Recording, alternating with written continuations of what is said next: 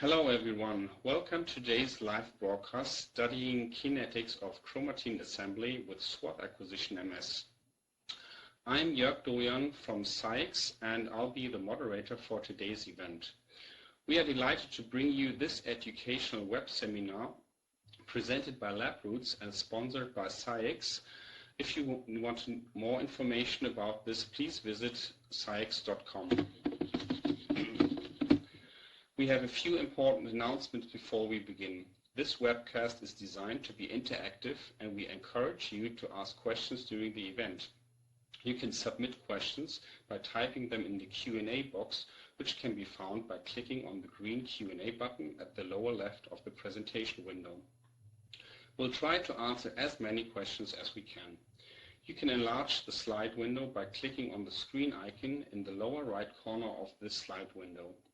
If you have any technical problems viewing or hearing this presentation, please click on the support button at the top right of your presentation window or submit your problem through the green Q&A button lower left.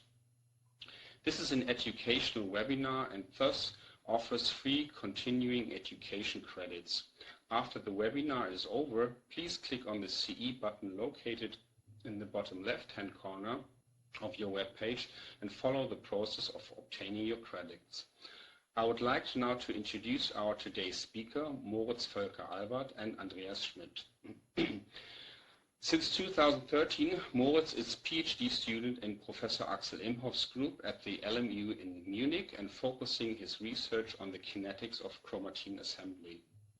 Prior to that, he finished his studies in biomedical sciences at the Universities of Leiden and Utrecht with a master's degree from the University of Marburg in Germany with a bachelor degree.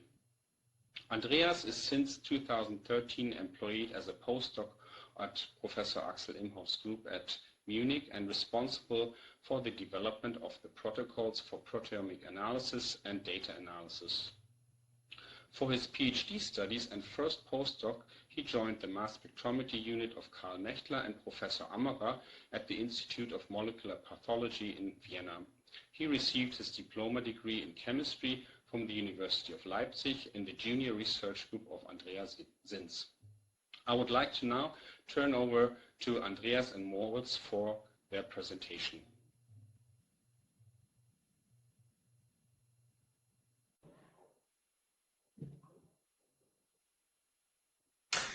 Yes, so hello everybody, my name is Moritz Voelker Albert. Hello, I'm Andreas Schmidt.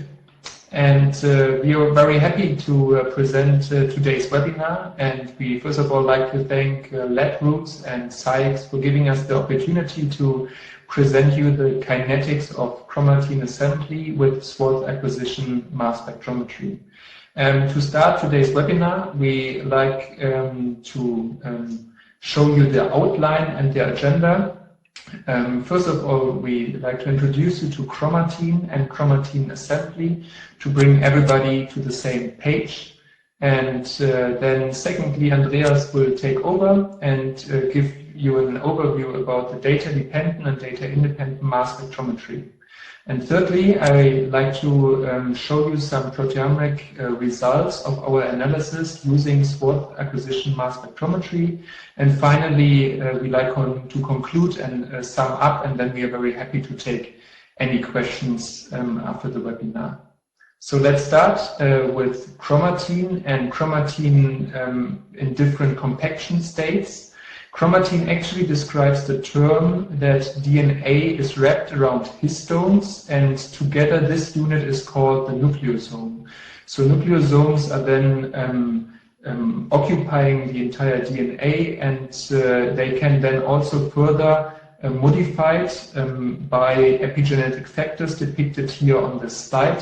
For example, on the histone tails that come out of the nucleosomes. And those epigenetic factors will then influence the chromatin state and the compaction state either into a more open chromatin, here more on the left side, or in a more closed chromatin, more on the right side of the illustration, even leading then to chromosomes that are packed into the nucleus. The DNA can be also modified via DNA methylation, And there are many processes, DNA templated processes, that are playing a role on the DNA and that need the DNA to be accessible and open. So we are studying those processes that are opening and reassembling the chromatin in our laboratory, and such processes are DNA repair, DNA recombination, transcription, or also DNA replication. And we like to introduce you to to chromatin assembly according to the example of DNA replication.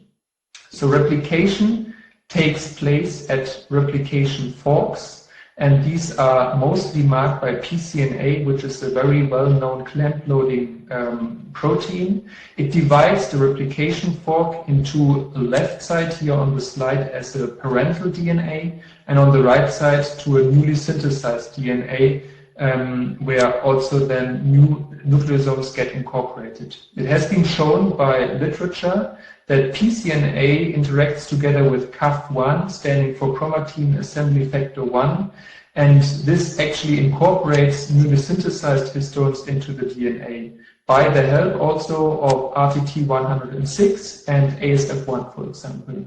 It has been also shown by the literature that pCNA and CAF1 alone are not sufficient to assemble chromatin in the state that I explained to you on the previous slide, and that we also know chromatin as of. So we as a lab are very much interested in the entire number of all proteins that play a role during chromatin assembly in all those DNA templated processes. And this brings us then also to the aims of our study. First point of the study was to investigate the proteins that are involved in chromatin assembly and then also in chromatin maturation over time.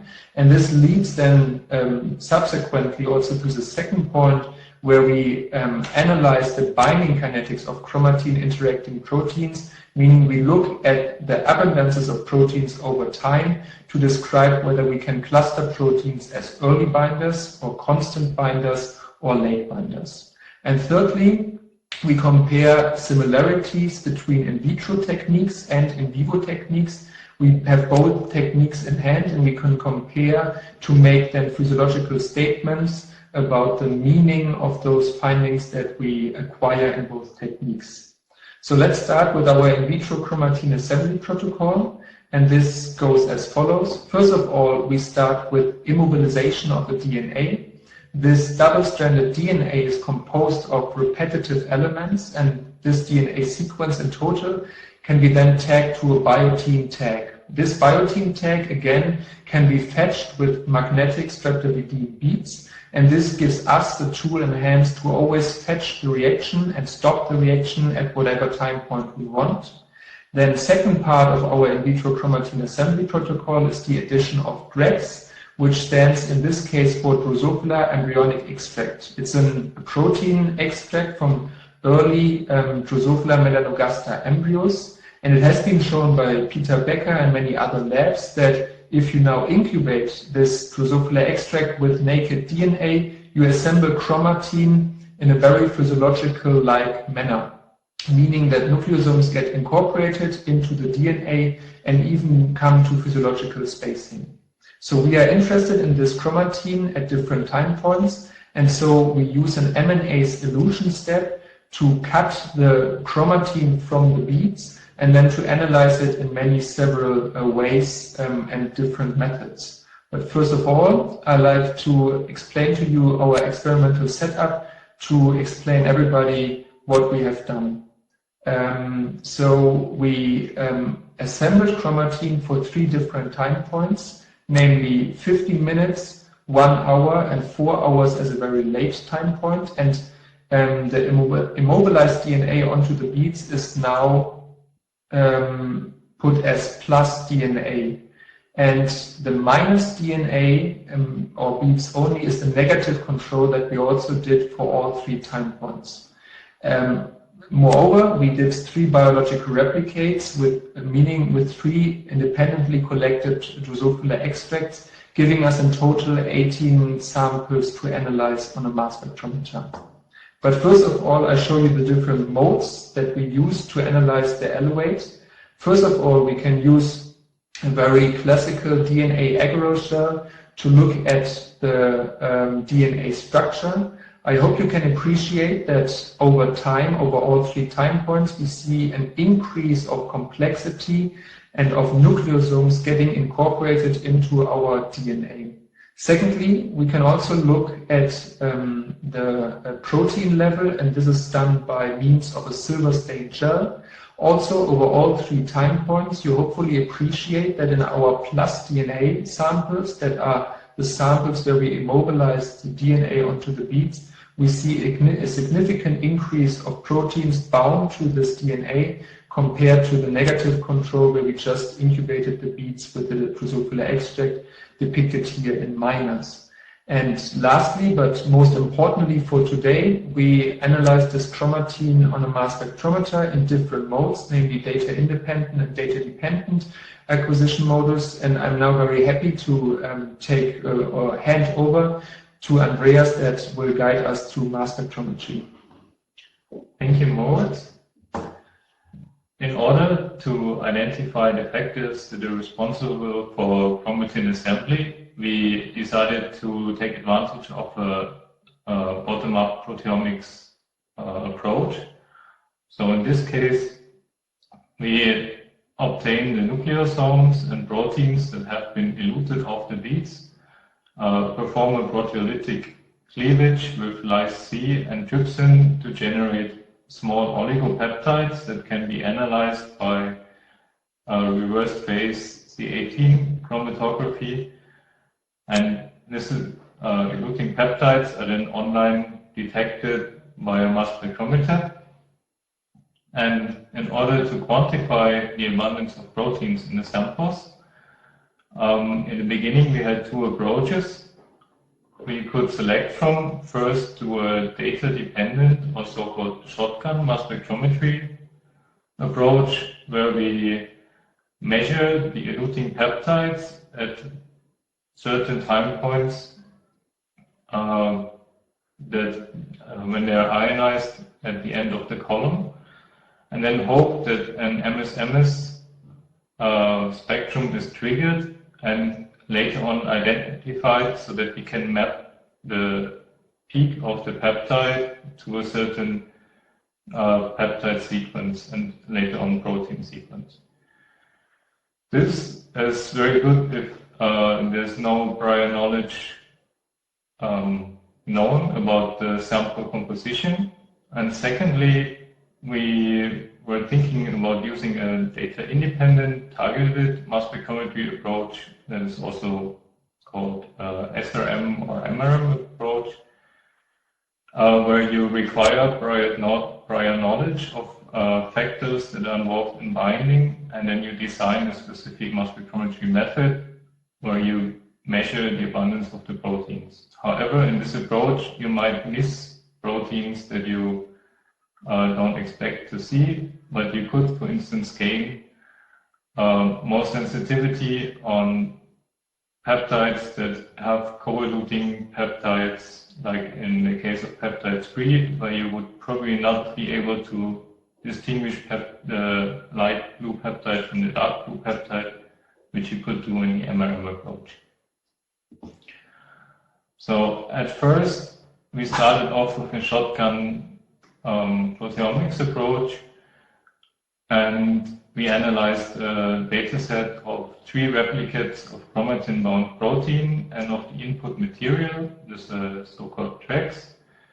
And here you can see the result of the qualitative data analysis. And you see a shortcoming of this approach is that when trying to find the overlap of 3 replicates, we end up with less than 60% of the proteins that have been identified over the whole study.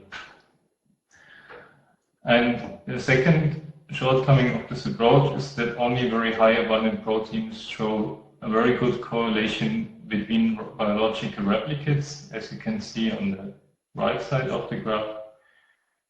And whereas low abundant proteins often have missing values which have to be imputed, or they have to be left out of the calculation. In case of the MRM approach, we have the problem that we probably would miss out important proteins, although the approach is very sensitive and very reproducible over cellular replicates. So we did not decide to use an MRM approach in first place, but maybe later for validation of our findings. So luckily at the time we conducted the experiments, SciEx was approaching us with a new instrument, the QTOF 5600, where we performed some initial tests on the sequential window acquisition of all theoretical spectra, or short SWAP acquisition mass spectrometry. And in this approach, instead of selecting only very narrow windows around the precursor to identify the MS-MS, the precursor peptide from the MS-MS spectrum, you open up the isolation window very far in order to gain a broad mass range, and then generate composite MS-MS spectra of all peptide ions that elute at this elution window from the HPLC. In the beginning, this approach was performed with equally sized mass window ranges of 25 Dalton, which you can see on the right side of the slide, covering an overall mass range from 400 to 1200 m/c. And soon afterwards, SciEx and other people and us realized that the equal window approach is not the optimal approach, because as you can see on top of the slide, there are some windows which don't seem to have a lot of precursor abundance on the right side of the panel, whereas the left side of the panel, the windows have a lot of putative precursor peaks. So we calculated the density of tryptic peptides in our sample over the whole elution time range, and then calculated the optimal size of windows to distribute precursors equally over the mass range, which you can see in the bottom, where you then have still fixed windows that are analyzed in a repetitive way over the whole gradient, but the size of the mass windows is adapted to a number of precursors that have been found. And this SWAP approach is very good because it gives a very high dynamic range. You get a good, a better score on complexity because you quantify on the fragment ions of the peptide, and therefore you're more specific than in a precursor ion-based approach, and you get a very high selectivity. So the system we used for that is an HPLC MS-MS system, an Ultimate 3000 liquid chromatography with an in-house packed nano column, and we applied an elution gradient from 3 to 32%. And in the meantime, we upgraded the mass spectrometer to this QTOF 6600. There we first generated a library from pooled replicates of each time point and each condition. And then we acquired SWAP acquisition spectra with the same gradient using 40 selected mass windows that I showed you before, in the range from 300 to 1200 m/c. So our library at the end of the generation covered 1,160 proteins when searched with a protein pilot software against the FLY database. And from this library, we settled for a retention time alignment based on high confidence peptide that we obtained in every sample that we measured. And then we settled for data extraction of maximally 5 peptides per protein with 6 transitions and an FER rate of 2%. And from this we obtained quantitative data for 1,024 proteins, which is almost 90% of the library that we had, which is very good, and with less than 0.5% of missing values.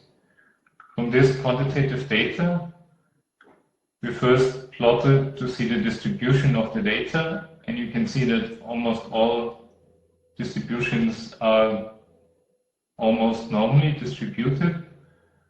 The negative controls, called minus DNA of 4 hours in 3 shades of blue, and minus DNA plus inhibitor of 15 minutes in shades of yellow and orange, show a bit less abundance in the log2 intensity than the plus DNA approach. This is expected from the experimental setup and from the result from the intensity.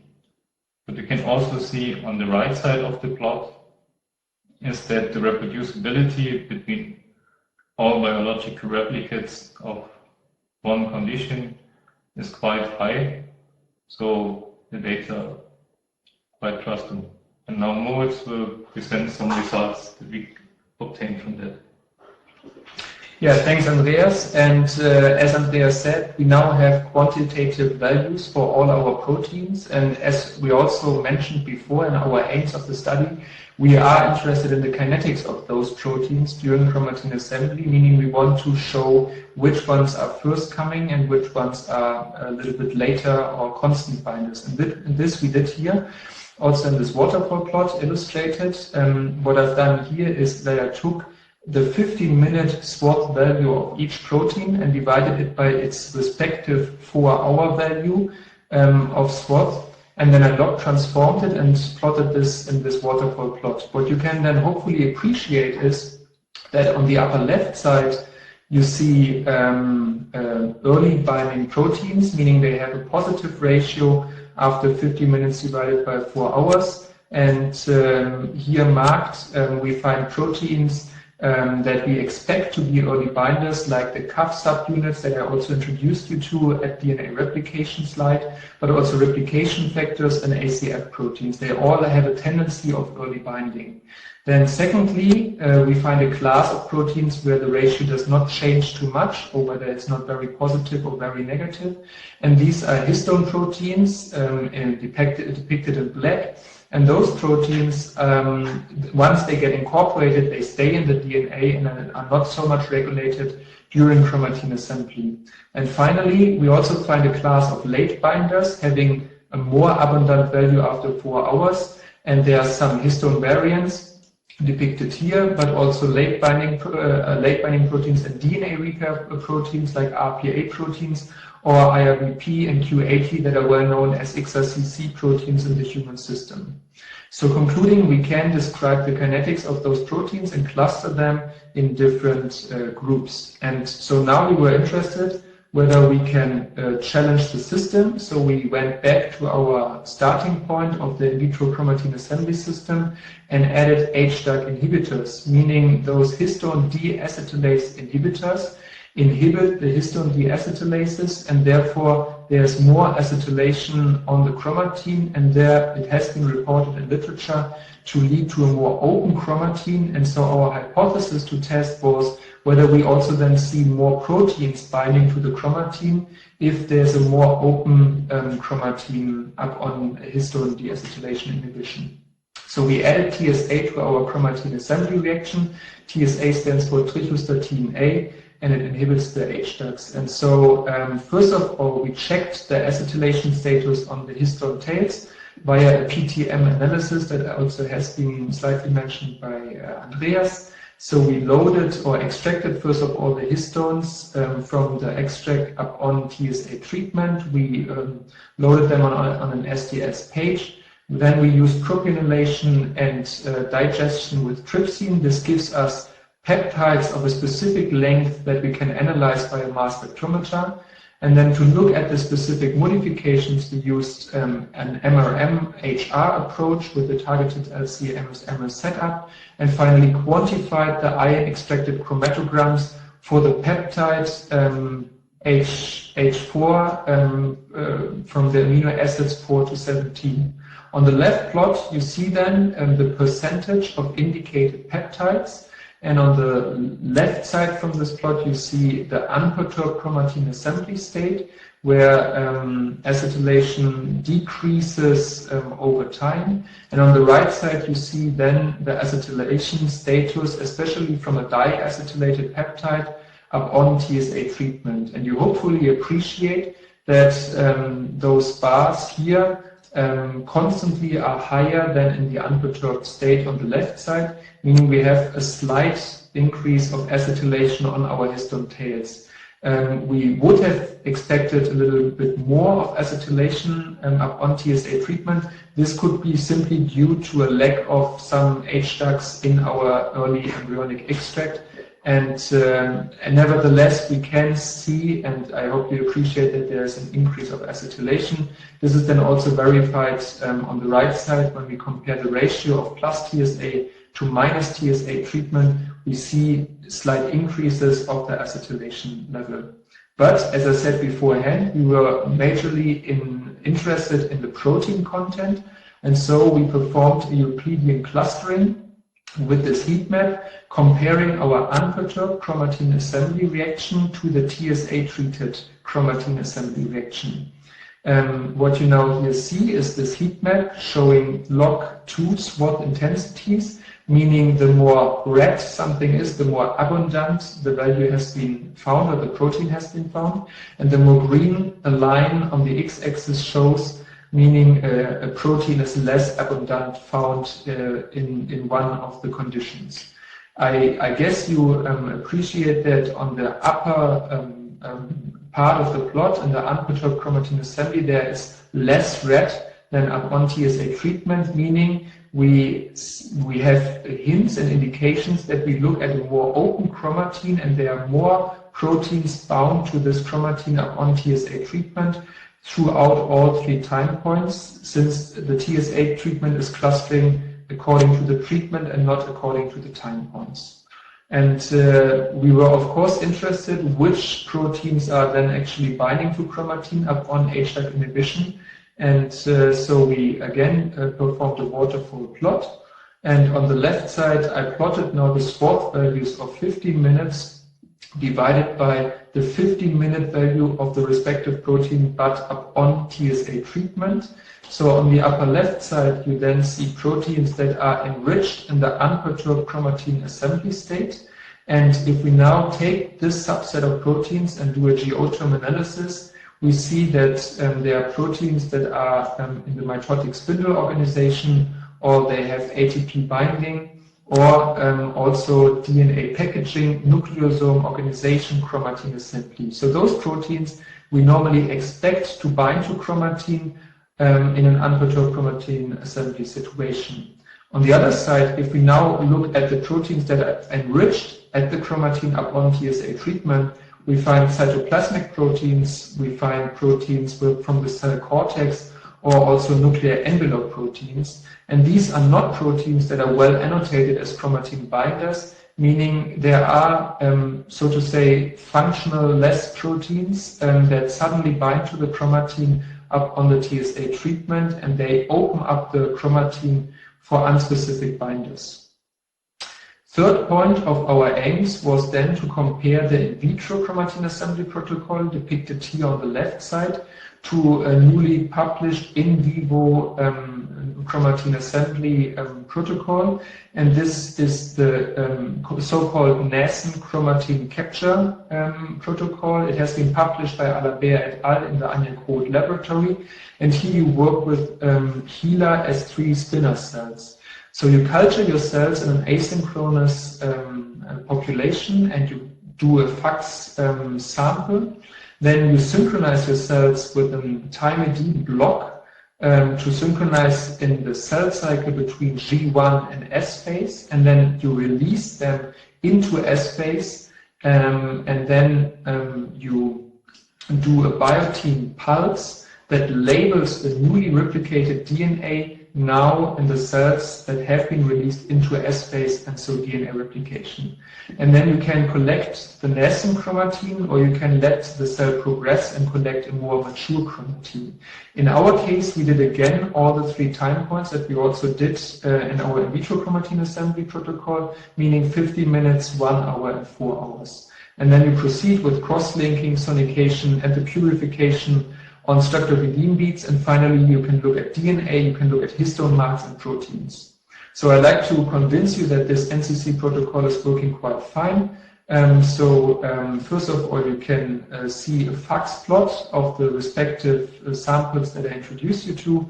FACS A is showing an asynchronous cell population. If we now synchronize the cells in the blue sample, we see that there's a block in G1 S phase on here. And if we now release the cells into S phase, you see them in mid-S phase in the green sample, and we can then also collect the mature chromatin later on, also depicted in this FACS plot. Further on, when we now look at the real proteins that bind to the newly synthesized DNA, you see in the pull-down that in the nascent sample, so in the direct after replication collected sample, we find in this case the pCNA as a clamp loader protein, and that is also a mark of early replicated DNA. We find again the histone H3 variant, and this histone H3 is, once it's again incorporated, it stays in the DNA, and so it's a constant binder also in our NCC protocol. And finally, we also check for H4K5 acetylation. This is also a well-known early binding protein or modification on histones, and it is enriched in the nascent pull-down compared to the mature pull-down. Then next, we, as I said, we want to compare both systems, and we want to check the similarity between both systems. On this plot, I show you again the ratios of 15-minute values divided by 4 hours values here on the very low side. On the bottom, comparing our in vitro data set from the in vitro chromatin assembly in black to the orange chromatin assembly in our in vivo data set. And you hopefully can appreciate that we find RFC proteins, we find all the CAF subunits, and we also find the MCM proteins all having positive ratios, meaning they are all early binding proteins, and they also behave very similar in between both systems, in vitro as well as in vivo. Surprisingly for us, in this case, was then also to find the entire proteasome. And the proteasome is a multi-subunit complex composed of several proteins. Some of those proteins behave very similar in between both systems, and they are all early binders since they have positive ratios. Some of them are also behaving similar in between both systems and are late binders or have a tendency of late binding. But the majority actually of the entire proteasome behaves different in between both systems, and this could have many reasons. One reason could be that it's simply because of different cell types. We compare here Drosophila to HeLa cells. It could be also because of different timings in both cell types, that Drosophila, for example, is much quicker in chromatin assembly than the HeLa cells. Or it could also be because of the different systems that we simply compare here, the different techniques.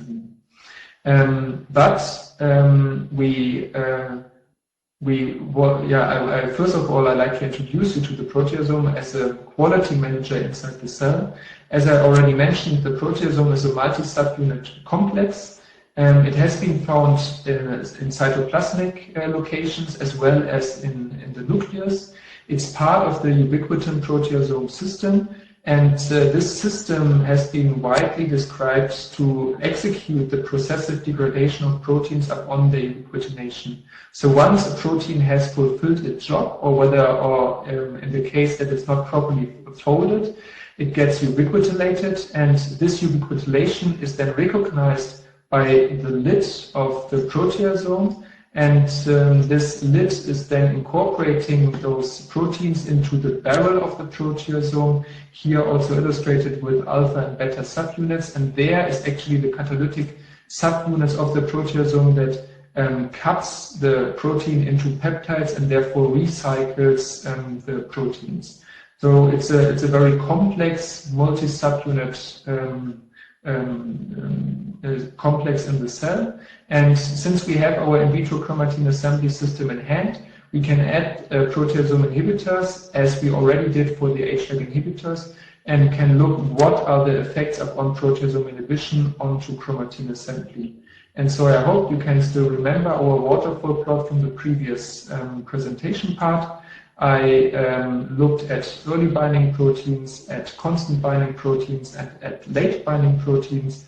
Now, if we inhibit the proteasome, you suddenly see that the formerly early binding proteins, depicted here in red, are spreading over the entire waterfall plot, meaning they are not only early anymore, but some of them, for example, the CAF105 or the CAF1, they are actually becoming constant binders, meaning they are not removed from chromatin anymore, but are also found at high abundance after 4 hours.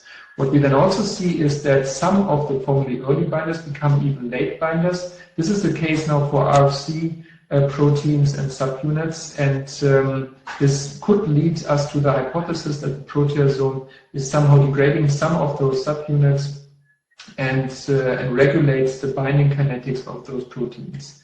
The formerly constant binding proteins, for example the histones, they stay as constant binders and they are not so much influenced upon the proteasome inhibition.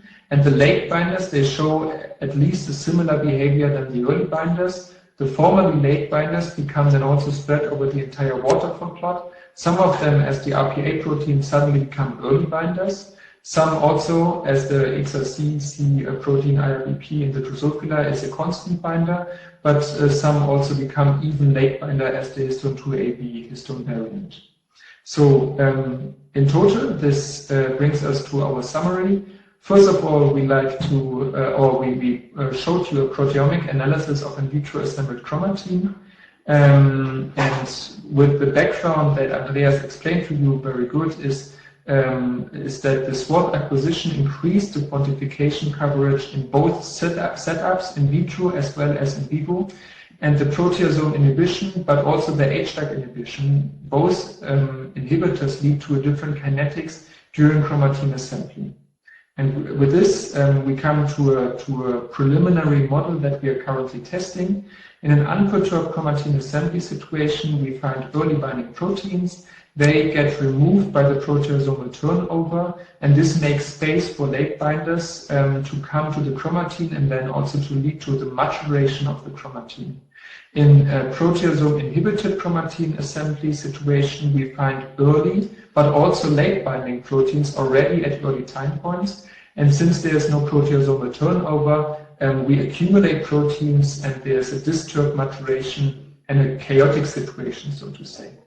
And with this, we now like to thank many people that supported us for this study. First of all, we'd like to thank the entire Imhoff group. A very special thank to Axel Imhoff, supporting us with all our ideas and giving us a lot of advice during our studies on this project. We'd like to thank the rest of the group for very good support and advice. A special thank in this case goes to Vasim for bioinformatic analysis, for Miriam, that was my predecessor and handed over this very nice project to me, and Lisa Habrecht from the Becker department working on a very similar project. Major thanks goes to Anja Groth from the Copenhagen University. She, together with Constance Alabert, developed the NCC protocol. They shared it with us and showed us how to use it, and we are very thankful for this. And we like to thank. We also would like to thank the guys at SCIEX who helped to establish the SWATH acquisition mass spectrometry in our lab and always helped us with questions regarding the software and the setup. We would also like to thank Marie-Lise, who organized this presentation for us very well, and actually, yeah, it was very nice working with you, and Savi for setting up the conference at Labroots and for giving us this great experience to do this seminar with you. And so now we are happy to take questions, and thank you for your attention. Thank you.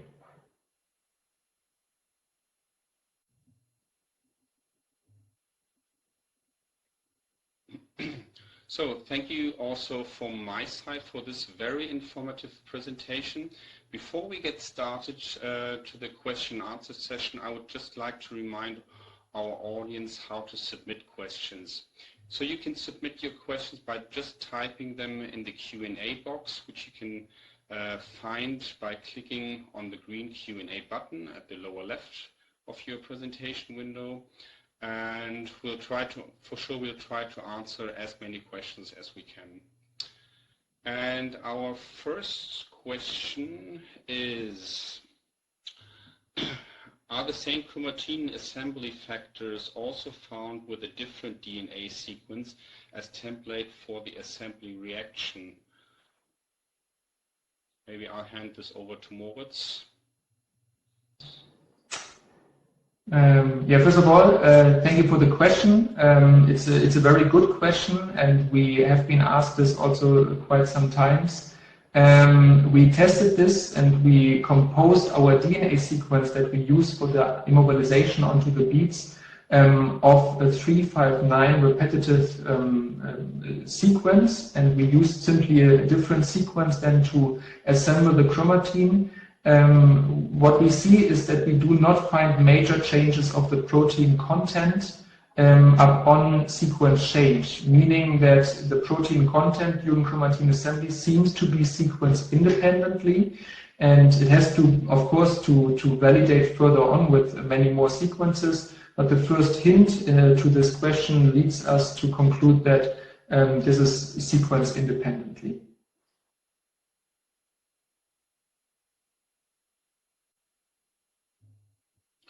Okay, I have another one.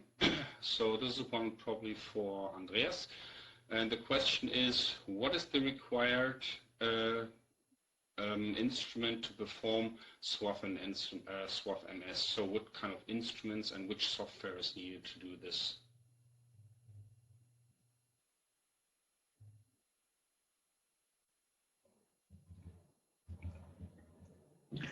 So, yeah, thank you for the question. That's also very important, and I didn't mention that before. Of course, for SWATH-MS, for generation of the library and later for deconvolution of the composite mass spectra, you need a mass spectrometer that performs high resolution MS spectra and that scans this in a very fast speed. So optimally it's a QTOF instrument, but there are also other instruments available. And for data analysis, there are several softwares out there at the moment. We are using the software from SCIEX for this project, but currently we're also testing Skyline. And probably also will have a look into OpenSWAP for this analysis.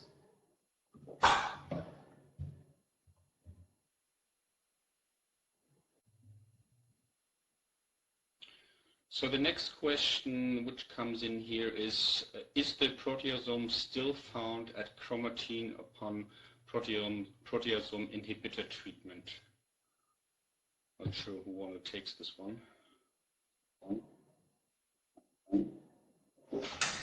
Yeah, Thanks again for the question. So when we inhibit the proteasome, we still find the subunits at chromatin, but we also checked by many experiments that the proteasome is inactive, and we use two inhibitors, which is the MG132 and the NEM inhibitor for the proteasome, and it's a very effective block of the proteasome, meaning that we can be sure that the proteasome is so to say shut off, and we have to confirm it much further with IF, for example, to look at the proteasome at chromatin assembly.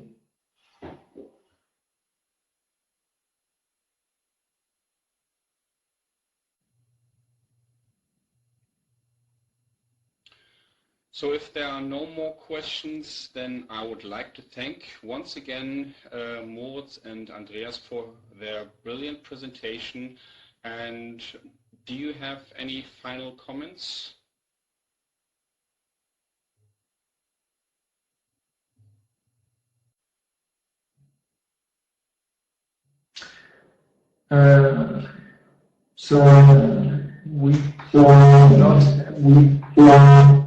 We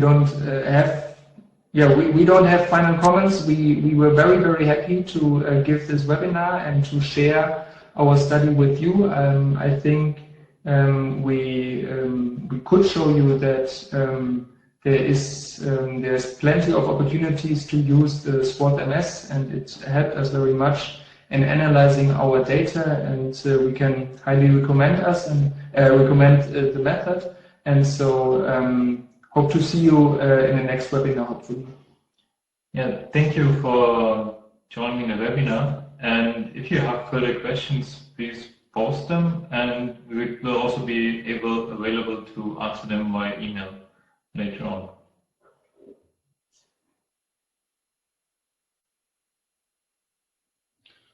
Okay, just for your information, today's webcast will be available for on-demand viewing through 6 months from the live date, so from today. You will receive an email from Labroots alerting you when this webcast will be available for replay, and we also invite you to forward the announcement to your colleagues or who may have missed today's live event, and see you next time. Goodbye.